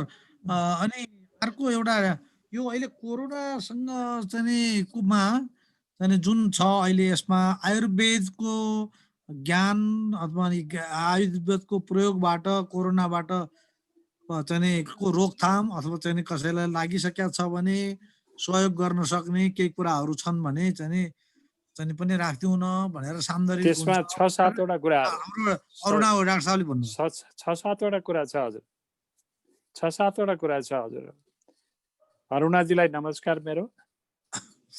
6-7 कुरा एउटा पहिलो बिहान सबेरै उठेर तोरीको तेल, त्यो पनि स्थानीय रूपमा छ भने मुखमा राखेर 5 मिनट कुलु कुलु कुलु कुलु चलाउँ। यसलाई भन्छ लिम्फेटिक पुलिङ थेरापी भन्छ। मुखभरि र्यालहरू जम्मा हुन्छ, त्यो र्याल भनेको के हो भने इम्युनिटी सेल हो। त्यो मुखभरि भएका ग्रन्थीहरूमा हामीले कुलु कुलु गऱ्यौँ भने बिहानको अवस्थामा त्यहाँ भएका टक्सिन्सहरू विषादीहरू चाहिँ सफा गर्छ। दोस्रो काम के गरौँ भने त्यो गरिसकेपछि त्यो चाहिँ हामीले कोमोटमा अथवा पानहरू अथवा भाँडा माझ्ने ठाउँमा मात्रै थुकौँ, वास बेसिनमा नथुकौँ, किनभने त्यो चिल्लो हुन्छ। त्यसपछि नुन पानीले कुल्ला गरौँ। यो दोस्रो भयो। यति गरिसकेपछि के हुन्छ भने भाइरल लोड चाहिँ सिग्निफिकेन्टली घट्छ हजुर। त्यो एउटा कुरा। अनि इम्युन क्लिन हुन्छ होइन हजुर। तेस्रो के गरौँ भने एउटा एउटा एउटा एउटा गरेर 10 वटा जति मरिच दिनभरिमा खाउँ। एउटा एउटा चबाउँ। एउटा चबाइसकेपछि 10 मिनट 1 घन्टा नचबाउँ। मुद्रो एक चम्चा जस्तो मनतातो पानी खाउँ। त्यसको रागले गर्दाखेरि त्यो ज्वरको लागि काम गर्छ। भाइरलको ज्वरोमा नि हुन्छ। त्यो रागले चाहिँ भाइरसलाई मिनिमाइज गर्नलाई मद्दत गर्छ। त्यो एउटा गरौँ। त्यो चाहिँ दिनभरि गरौँ। यो हामीले चाहिँ यहाँ नेपालमा मात्रै होइन, क्यानाडा भयो, युएस भयो, बेलायत भयो, ठाउँमा धेरै साथीहरूलाई सजेस्ट गरेका छौँ। तेस्रो के गरौँ भने सानो छ भने 3 वटा कागती, ठुलो छ भने 2टा, अझ ठुलो छ भने एउटा कागती दिनमा 3 चोटि कागतीको रस 1 ग्लास मनतातो पानीमा हालेर खाउँ। त्यो अत्यन्तै राम्रो छ। पाँचौं के छ भने हजुर यो नेपाली लसुन हुन्छ नि, त्यसलाई केस्रालाई चाहिँ यसो बीचबाट चिरेर मुखमा मात्रै राखौँ। त्यसले न्याजोफ्यारेन्जियल भाइरस लोडमा मिनिमाइज गर्नलाई मद्दत गर्छ। 5 मिनट मुखमा राखौँ अनि त्यसलाई थुकिदिउँ। त्यो लसुनले के गर्छ ती पछि डिटेल कुरा गरौँला। तर यो अनि अर्को सबभन्दा महत्त्वपूर्ण हाँसौँ। जेले खुसी हुन्छ। एकजना मित्रलाई सुरुमा कोभिड पोजिटिभ हुँदाखेरि मलाई फोन गर्नुभयो। मैले भने अरू केही नगरौँ, हाँसौँ है। हरिवंशजीको मदन कृष्ण हरिवंश अथवा हास्य अथवा इन्डियाको दिलीप शर्माको सो हेरेपछि मलाई 2 दिनपछि भन्नुहुन्छ मेरो 40% तनाव गएपछि भन्नुहुन्थ्यो। त्यो गरौँ। चौथो अर्को सबभन्दा महत्त्वपूर्ण के छ भने सबै जसोले तपाईहरुले प्राणायाम गर्नुहुन्छ होला अथवा जे गर्नुहुन्छ। त यहाँनिर एउटा के छ भने छाती र पेटको बीचमा एउटा पर्दा छ, त्यसलाई डायफ्राम भन्छ। त्यो पर्दा चाहिँ ले के गर्नुपर्छ भने फोक्सोलाई चाहिँ बेसरी ठेल्नुपर्छ। यो कोरोनाले बेसिकली इफेक्ट गर्ने भनेको एरिया भनेको तलको फोक्सो। अमेरिकाको आइसियुहरू यिनीहरुमा प्रोन ब्रिदिङ पोस्चर भनेर भनेको छ। तर त्यसमा चाहिँ बढी जोड पुग्न सक्दैन। हामी लक्षणको आधारमा भिन्न भिन्न हुन सक्छ। तर के गरौँ भने सास लिँदाखेरि बिस्तारै लिउँ, सास फ्याक्दाखेरि चाहिँ बहुतै जोडले फ्याँकौँ। बहुतै जोडले फ्याँकिसकेपछि त्यसले राम्रोसित छातीलाई चलाउँछ। यी कुराहरू गरिसकेपछि अनि अर्को के भने नाकमा चाहिँ थोरै घिउ लगाइदिउँ। त्यसले न्याजल उसमा भएको नाकको पछाडिपट्टि भएको, किनभने फ्याट चाहिँ भाइरसहरूलाई कोटमा काम गर्छ भनेर बायोकेमिस्टहरूले पनि बताएको छ, साइन्टिस्टहरूले पनि बताएको हुनाले त्यो गरौँ। त्यसपछि अर्को के छ भने मेरो आग्रह के छ भने उपलब्ध जडीबुटीहरूको प्रयोग घरमै हुन सक्छ, भान्सामा हुन सक्छ। बेसार भयो, अदुवा भयो, लसुन भयो, यिनीहरूको आफ्नो आफ्नो टिमुर भयो, यिनीहरूको प्रयोग गरौँ। तुलसी भयो, गुर्जो भयो, त्यसपछि असुरो भयो अनि चिराइतो भयो, यिनीहरू सबैको प्रयोग हुन सक्छ। जेठी मधु के छ भने नेपालमा यो विश्वासी हामी बनाउँदैनौँ, त्यो लगाएको छैनौँ धेरै, त्यसैले युरोपतिरै धेरै जान्छ। त्यस अश्वगन्धा पनि अलि विश्वासिलो छैन, यो धेरै युरोपतिर अमेरिकातिर जान्छ। त्यसैले त्यो चिजहरू नगरिकन गुर्जो हामी कहाँ विश्वासिलो छ। र मलाई आग्रह के छ भने गुर्जोको बारेमा वैज्ञानिकहरूले सोकल्ड वैज्ञानिक चिकित्सकहरूले चाहिँ एकदमै धेरै बदनाम गर्नुभएको छ। म अगाडि प्रमाण लिएर आउन सक्छु। रिसर्चहरूका बारेमा भएका लेडी हार्डिङ्स मेडिकल कलेज लखनऊ अथवा सेथ मेडिकल कलेज अथवा डिफरेन्ट इन्डियाका साइन्टिस्टहरूले गरेका रिसर्चहरूको आधारमा खराब छैन। तर खाली के छ भने हामी अत्यधिक खान्छौँ। अत्यधिक नखाउँ। एउटा सानो यत्रो डाँठ लिएर यसो थिचेर अलि मोटो छ भने 3 जना परिवारलाई हुन्छ, पातलो छ भने 2 जनालाई हुन्छ, आरामले चिया पकाएर खाऊ। यसले कुनै पनि प्रकारको खराबी गर्दैन। हुनलाई अहिले जापानमा ब्यान गरेको छ, इभन युएसमा पनि ब्यान गरेको छ। युएस होइन, युकेमा। त्यो गरिनुको पछाडि के हो भने मल्टिनेसनल कम्पनीजहरूको इन्ट्रेस्ट हो। 3 वर्षपछि 4 वर्षपछि यसैको औषधि आउँछ उनीहरू कहाँबाट, किनभने यो यिनीहरूको षड्यन्त्र हो। म एकदमै प्रमाणसहित भन्न सक्छु। हो, कयौँ कुराहरूमा हामी कहाँ गलत आदत हुन सक्छ, त्यो अलग कुरा हो। तर के गरे भने एराउन्ड 1963 अथवा 73 हामी कहाँ गाँजाको ब्यान्ड थिएन हजुर। यति लामो समय ब्यान गर्नुको पछाडि के थियो भने हाम्रा जस्ता कन्ट्रीहरूको इकोनोमी एकदम तहस नहस गर्नु थियो। अहिले आएर खोले। त्यसै गरेर हरेक वस्तुहरूमा के छ भने यिनीहरूको मोनोपोली छ र यो मोनोपोलीले चाहिँ हामीलाई सताएको छ। त्यसैले हामीले विद्वत्गण हाम्रा अनुसन्धान संस्थाहरूले बताउनु पर्यो, ठाउँमा जुट्नु पर्यो। मेरो सुरुदेखिको आग्रह हो, मैले यसका बारेमा लेक्चरहरू दिनुपर्ने। म नास्टदेखि लिएर धेरै 40वटा अर्गनाइजेसनहरूलाई मिलाएर एउटै अब्जेक्टिभमा काम गरौँ भनेर मैले सधैँ लडेको र मैले 2.5 वर्ष पहिला मैले यसमा नेसनल कन्सल्टेटिभ मिटिङ गरेको थिएँ। म एउटा अर्गनाइजेसनको चेयरम्यान छँदा। त्यसैले मेरो आग्रह के रहन्छ भने उपयुक्त ज्ञान महत्त्वपूर्ण छ। यो कुरा गरौँ। फेरि धेरै बोले, क्षमा पाऊँ।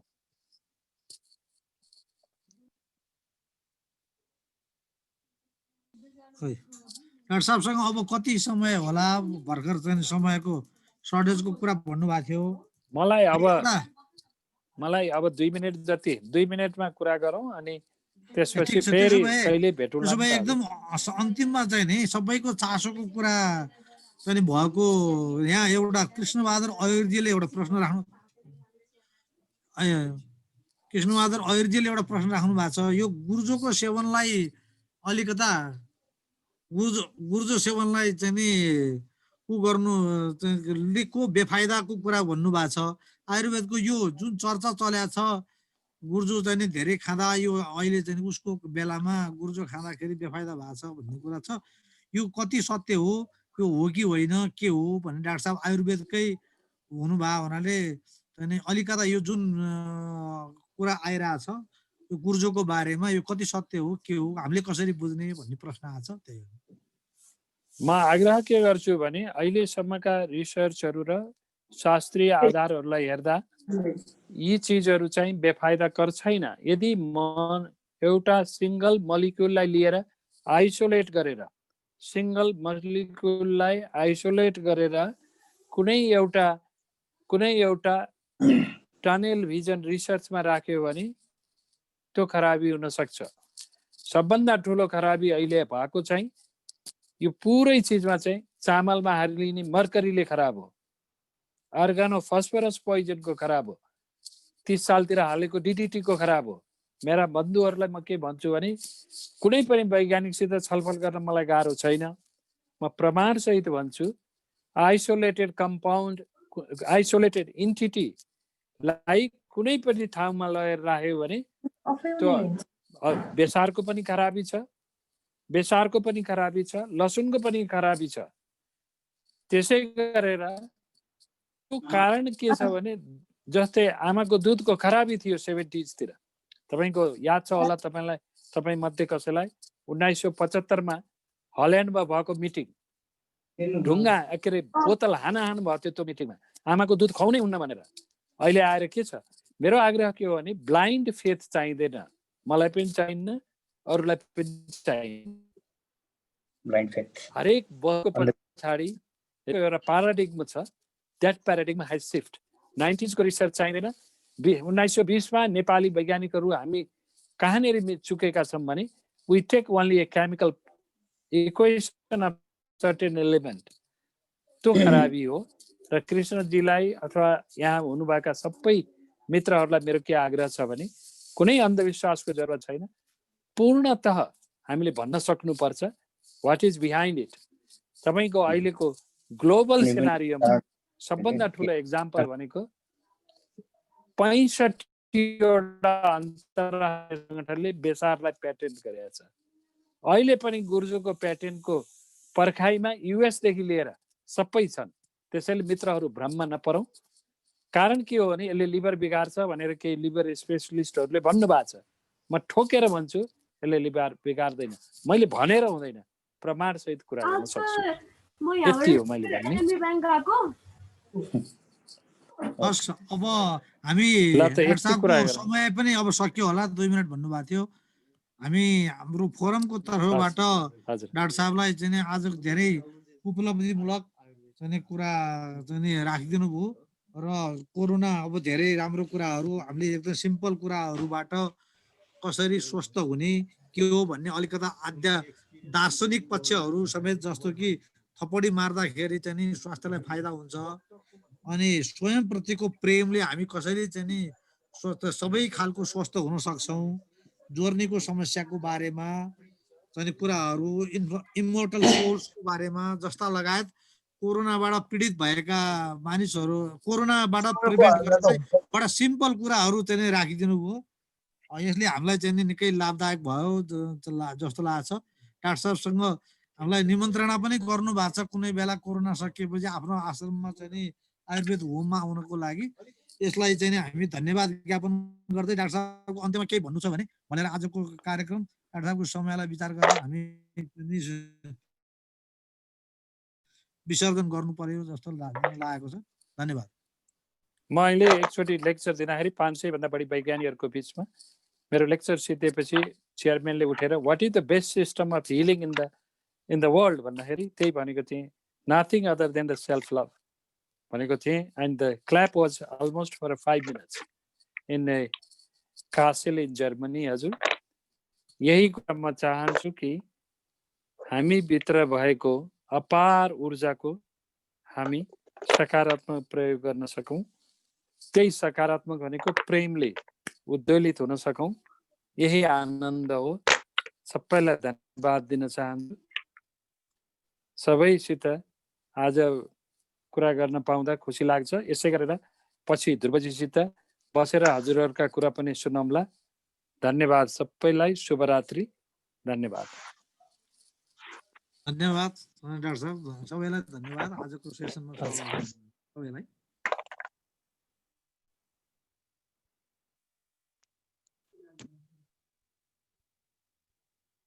अब त कहिल्यै पनि अन्त हुँदैन नि त, यो जान्ने इच्छा र त अनन्त हुन्छ नि त संसारमा। अब मानव जातिले आफूले अहिलेसम्म मस्तिष्क चाहिँ अब 1% पनि प्रयोग गरेका छैन भन्छ होइन। असीमित क्षमता छ, मान्छेसँग सिक्ने क्षमता छ। संसारमा चाहिँ अब ज्ञानको भण्डार पनि अहिलेसम्मकै भएको कति छ। अब अझै अनुसन्धान गरेर खोज्नुपर्ने चिज कति होला। त्यसो भए हुनाले यो असीमित संसारमा चाहिँ अब यसरी चाहिँ हामी अब थर्ड जेनेरेसनका मान्छेहरू यो गर्नु भने हामीलाई चाहिँ एक त यसले चाहिँ हाम्रो मानसिक सन्तुष्टिको लागि पनि यसले चाहिँ राम्रो गर्छ। अनि चाहिँ अब यसले अरू थप हाम्रो बिचमा भाइचारा पनि बढाउने भयो। यो कहिले चाहिँ यो कोरोना हराउला र अनि कहिले चाहिँ हामी यो सबै यो चाहिँ स्क्रिनमा भेट भए मान्छेहरू एक ठाउँमा भेट भएर झम्मै अँगालो मारेर चाहिँ मित्रवत चाहिँ भेटघाट गर्ने होला भन्ने जस्तो पनि लागिसक्यो। कतै यसो चाहिँ वनभोज गर्ने, घुम्ने अनि भ्रमण गर्न जाने ल यो चाहिँ साथीहरू मिलेर भन्ने चाहिँ कुनै दिन त्यस्तो दिन पनि आउन सक्छ। धेरै यसको त धेरै बहुआयामिक आनन्द हुन सक्छ यसको त। सक्छ सर। यो चाहिँ नि हामीले वास्तवमा नमस्कार है। अब हामी चाहिँ यो ज्ञान सृजना सम्मेलन र आदान प्रदान भन्छ, 3वटाको चाहिँ नि लागि एउटा चाहिँ नि राम्रो चाहिँ नि मञ्च हुन सक्छ। अब यहाँ अहिले मैले चाहिँ यो ज्ञान व्यवस्थापन सम्बन्धी चाहिँ नि पुस्तकहरू पढिरहेको बेलामा यो ज्ञानको सृजनामा यस्ता चाहिने अनौपचारिक चाहिने भेलाहरू पनि धेरै महत्त्वपूर्ण छन्। तर अब यसलाई चाहिँ हाम्रो ज्ञान अब यसरी थाहा पाएका कुराहरूलाई अलि व्यापक चाहिँ कसरी बनाउने अथवा यसलाई चाहिँ भ्यालिडेसन चाहिँ कसरी गर्ने भन्ने कुरा चाहिँ एउटा महत्त्वपूर्ण छ। अब हामीले यहाँ सुन्यौँ, अब यति धेरैजनाले भनौँ अब 40-45 देखि हाम्रो उपस्थिति 70-80 जनासम्म अब फेसबुकमा चाहिँ लाइभ गर्दाखेरि अरू समेत गरेर निकै चाहिँ ठुलो सङ्ख्यामा हुन्छ। एकजनाले चाहिँ थाहा पाउँदै जाँदाखेरि चाहिँ यदि थाहा पाइयो भन्ने कुरा त भयो, मैले यदि थाहा पाएँ भन्ने भयो। त्यसपछि उसले चाहिँ अरूमा कति सार्न सक्छ र चाहिँ यसको उपयोगिता चाहिँ उसले कसरी चाहिँ ल्याउन सक्छ र चाहिँ सुधार कसरी गर्न सक्छ अहिले भइरहेको प्रणालीमा भन्ने प्रश्न छ। थाहा पाउनु मात्रै पर्याप्त हो कि थाहा पाएपछि त्यसलाई चाहिँ व्यवहारमा पनि ल्याउने कुरा भन्ने महत्त्वपूर्ण प्रश्न छ। अब हामीले यसलाई चाहिँ कसरी चाहिँ व्यवहारमा ल्याउनको लागि जस्तो भनौँ अब केही कुराहरू नीतिगत कुराहरू पनि छलफल हुन्छ। अस्ति शिक्षाकै विषयमा चाहिँ छलफल भयो, जुन चाहिँ सबैलाई छुने सबैको चासोको विषय छ। स्वास्थ्य पनि सबैको चासोको विषय छ। केही विषय होलान् केही सीमित क्षेत्रलाई चाहिँ उपयोगी हुने, केही विषय चाहिँ सार्वजनिक खालका युनिभर्सल सबैलाई उपयोगी हुने कुराहरू छन्। अब त्यो अहिले चाहिँ हामीहरूले चाहिँ थाहा पाइरहेका छौँ। अब यो हामीहरू चाहिँ जो ओल्ड एज छौँ यसको लागि चाहिँ त धेरै उपयोगी छ। तर यसमा चाहिँ हामीले सुनेका बुझेका कतिपय कुराहरू अहिलेको चाहिँ नयाँ पुस्तालाई चाहिँ सम्म कसरी पुर्याउने भन्ने कुरा चाहिँ एउटा प्रश्न छ। यसलाई हामीले कसरी चाहिँ अहिलेको पुस्तामा पुर्याउनु पर्ने सकिन्छ हैन। अब अस्ति दामोदर सरले चाहिँ प्राविधिक इन्जिनियरिङ शिक्षाको विषयमा चाहिँ एकदमै महत्त्वपूर्ण प्रस्तुति गर्नुभयो। अब शिक्षाकै विकासको विषयमा चाहिँ नेपालमा शिक्षाको विकासबारे चाहिँ छलफल चाहिँ भयो अनि गर्नुपर्ने कुराहरू भयो। अब नीति निर्मातासम्म कसरी पुर्याउने भन्ने कुरा चाहिँ अब हामीले सोच्नुपर्ने छ। नत्र भने यही सेल्फ सेटिस्फ्याक्सन कै रूपमा मात्रै रहने। हामीले खुब महत्त्वपूर्ण विषयमा छलफल गऱ्यौँ, हामीले चाहिँ नि खुब कुरा जान्यौँ सुन्यौँ भन्नेमा मात्रै रहन्छ। अब यसलाई चाहिँ नि अब नीति निर्माता कहाँ पुर्याउने चाहिँ नि र यसो गर्नुपर्छ भन्ने कुरा चाहिँ नि त्यो भूमिकालाई चाहिँ हामीले कसरी अगाडि लैजान सकिन्छ त्यो कुरो चाहिँ महत्त्वपूर्ण छ जस्तो लाग्छ।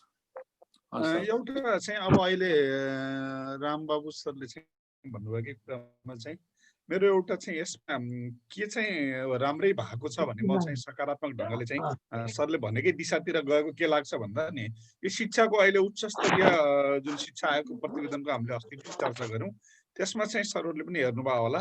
रैथाने ज्ञानहरू हाम्रा चाहिँ पूर्वजका ज्ञानहरू चाहिँ हाम्रा चाहिँ यहाँका भएका पहिलेका चाहिँ अनुभवहरूलाई हाम्रा पाठ्यवस्तुहरूमा समावेश गर्ने भनेर चाहिँ उसले पनि सुझाव दिया छ। त्यसले चाहिँ पनि एउटा नीतिगत मार्गदर्शन गर्छ। अहिले धेरै ठाउँमा चाहिँ पाठ्यक्रम बनाउने सवालमा स्थानीय पाठ्यक्रमहरू जहाँ बनिरहेछ म 2-4 ठाउँमा समावेश भएँ। म बुटवलमा पनि एकचोटि गएको थिएँ, यहाँ भरतपुरमा, अनि अस्ति म गैँडाखोट पनि कहीँ कहीँ जहाँ गएको थिएँ। सबैको चाहिँ माग के छ भन्दा हाम्रा चाहिँ स्थानीय अनुभवहरू के छन्, हाम्रा पुर्खाका अनुभवहरू के छन्, हाम्रा पुराना प्रविधिहरू के छन्, हाम्रा पुराना अनुभव के अरे यो औषधि उपचार गर्ने शैलीहरू के थिए, हाम्रा खेतीपातीका उपयोगी तरिकाहरू के थिए, अहिले अब यी सहकारीहरूको चाहिँ भूमिका के, यस्तो विषयमा हाम्रो स्थानीय पाठ्यक्रममा राखौँ भनेर चाहिँ त्यहाँका अब अभिभावकहरू शिक्षकहरूका मागहरू आउने गर्छन् र ती चाहिँ पाठ्यक्रममा समावेश हुने गरेका छन्। यो चाहिँ सकारात्मक बाटो हो जस्तो लाग्छ सर मलाई। यसले चाहिँ भोलि चाहिँ अब यी कुराहरूले चाहिँ यसरी आइसकेपछि अनि अब हामीले अहिले बोलेका कुराहरू पनि चाहिँ कति अब यो अहिलेको आइसिटीले गर्दाखेरि चाहिँ यिनलाई पनि चाहिँ ठाउँमा राखेको छ, प्रचार भएको छ। यसले गर्दाखेरि चाहिँ भोलि यसले चाहिँ स्पेस लिन्छ।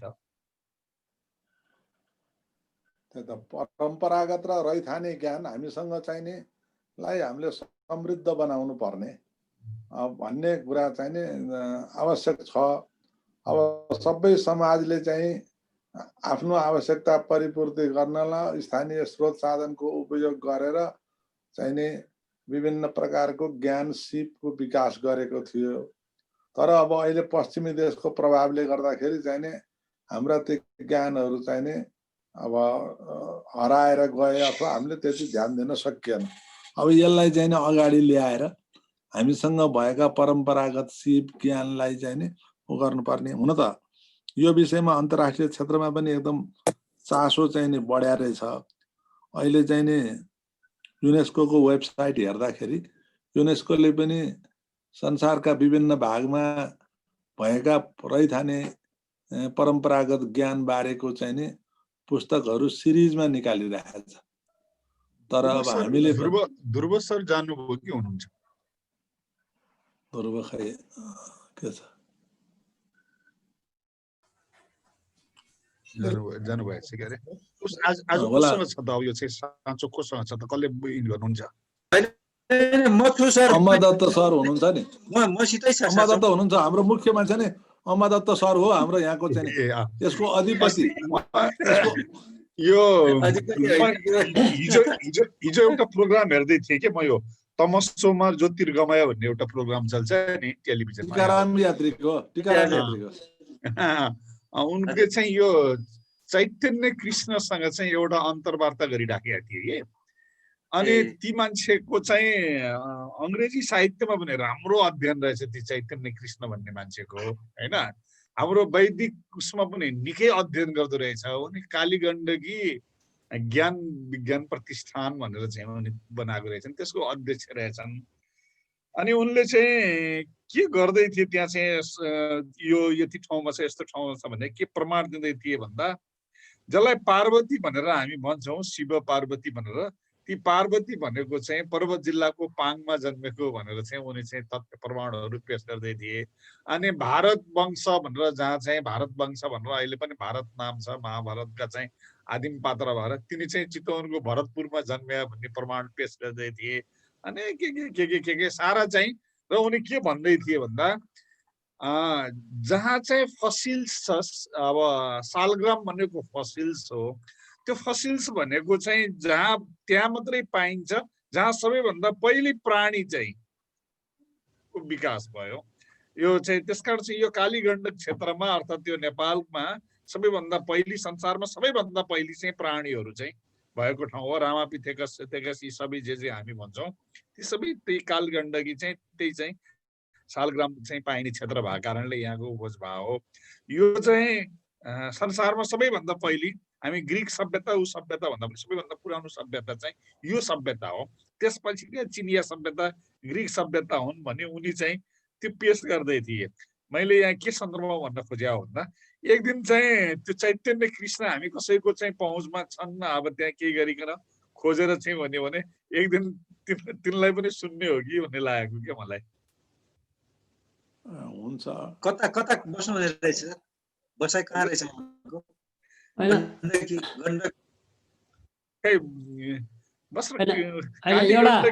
अहिले रामबाबु नेपाल सरले जुन कुरा उठाउनु भयो, हाम्रो पुरातन जुन चाहिँ नि व्यवसाय गरेर बसेका मान्छेहरूको ज्ञान छ, त्यसलाई हामीले कसरी इन्स्टिट्युसनलाइज गर्ने भन्नेमा मेरो एउटा सानो विचार मात्रै गर्छु।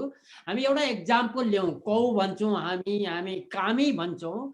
उनीहरूले एउटा खुकुरी बनाउँदा, एउटा ज्यावल बनाउँदाखेरि त्यो आइरनलाई उनीहरूले कसरी ट्रिट गर्छन् भनेदेखि, त्यो आइरनलाई ट्रिट गर्दा गर्दा गर्दा गर्दा गर्दा आइरनलाई कहिले तताएको हुन्छ, कहिले पिटेको हुन्छ।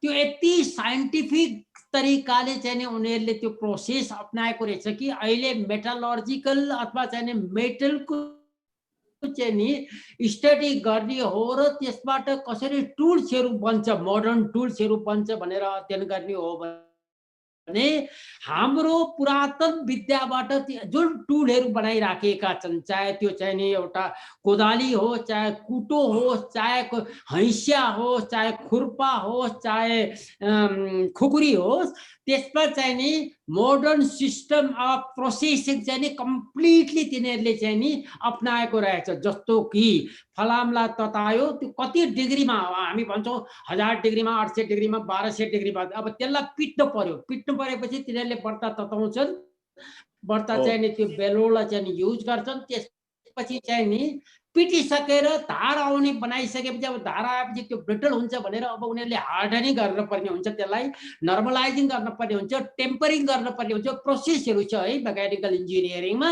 हाम्रा कौहरूले, हाम्रा कामीहरूले, हाम्रो त्यो चाहिँ टुल्स बनाउने गाउँका मानिसहरूले त्यो सबै प्रोसेसहरूलाई चाहिँ नि स्टेप बाई स्टेप सबै फलो गरेर अन्त्यमा चाहिँ नि एन्ड प्रडक्ट चाहिँ नि बजारमा ल्याएको रहेछ। अब तिनीहरूलाई कसरी यो गरेको छ भनेर गर्ने हो भनेदेखि, जस्तो एउटा जर्मनीमा सिस्टम छ, कुनै पनि उद्योगमा काम गरिरहेको मान्छे छ र त्यसलाई चाहिँ नि सर्टिफाई गर्नु पर्यो भनेदेखि भोकेसनल स्कुलमा चाहिँ नि हप्ताको 1 दिन वा 1.5 दिन थ्योरिटिकल नलेज दिन्छ। त्यस्तै अब भोकेसनल स्कुलहरूमा ल्याएर तिनीहरूलाई चाहिँ नि त्यो थ्योरिटिकल नलेज हामीले चाहिँ नि 3 महिनाको ट्रेनिङ दिने हो कि 6 महिनाको ट्रेनिङ दिने हो कि, त्यो दिएर उनीहरूको चाहिँ नि त्यो सिपलाई मात्रै होइन, उनीहरूको त्यो ज्ञानलाई चाहिँ नि इन्हेन्स गर्नुपर्ने चाहिँ नि आवश्यकता छ। अब त्यो चाहिँ नि अहिले क्युरिकुलमहरू डेभलप गर्दाखेरि चाहिँ नि हामीले ती मान्छेहरूलाई, त्यो समूहलाई पनि, चाहे चाहिँ नि आइरन स्मिथ होस्, चाहे कपर स्मिथ हो, हामी कहाँ कपर स्मिथहरू पनि छन्, हामी कहाँ गोल्ड स्मिथहरू पनि छन्, हामी कहाँ ब्रास स्मिथहरू पनि छन्,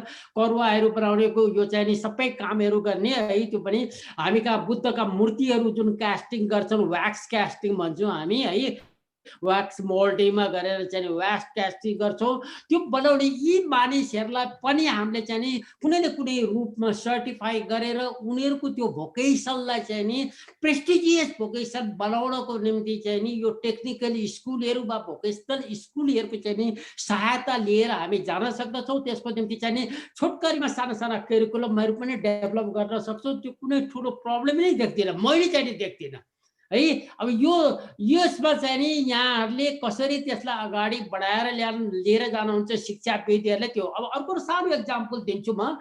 यो तराईमा एउटा घाँस, अब के मैले नाम बिर्सेँ, त्यसबाट ढकी बुन्छन्, अनेक रङको चाहिँ हाउस होल्ड गुड्सहरू बनेको छ। तर त्यो ढकी मात्रै बुन्ने होइन, त्यसलाई कसरी नरम बनाउने, त्यसलाई कसरी बेन्ड गर्न सकिन्छ है, त्यो सिप छ, त्यसलाई कसरी कलरिङ गर्न सकिन्छ, डिफ्रेन्ट कलरिङ गरेर कसरी त्यसलाई सकिन्छ, त्यसलाई कसरी ड्राई गर्नुपर्छ, त्यो कलरिङ गरिसकेपछि कसरी राख्नुपर्छ, यो सबै चाहिँ नि भोकेसनल चाहिँ नि उसमा आउँछ, नआउने होइन, ट्रेडमै आउँछ भनेपछि त्यो सबैलाई हामीले इन्स्टिट्युसनलाइज गर्न सक्छौँ। अब त्यसमा अलिकति चाहिँ नि थट दिनुपर्ने हुन्छ।